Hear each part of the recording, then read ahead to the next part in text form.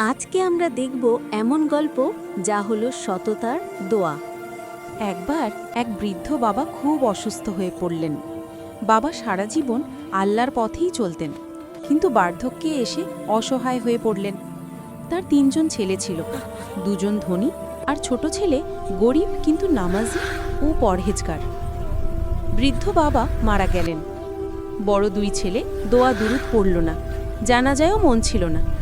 ছোট ছেলে কান্নায় ভেঙে পড়ল, নামাজ পড়ে আল্লাহর কাছে বলল, হে আল্লাহ, আমার বাবা দুনিয়ায় কষ্ট পেয়েছেন, আপনি ওনার কবরের কষ্টটা একটু হালকা করে দিন। সেই রাতেই ছোট ছেলে স্বপ্নে দেখল বাবা হাসছেন, সাদা পোশাক পরে বলছেন, বাবা, তোমার দোয়ার কারণে আমার কবর বাগানের মতো হয়ে গেছে।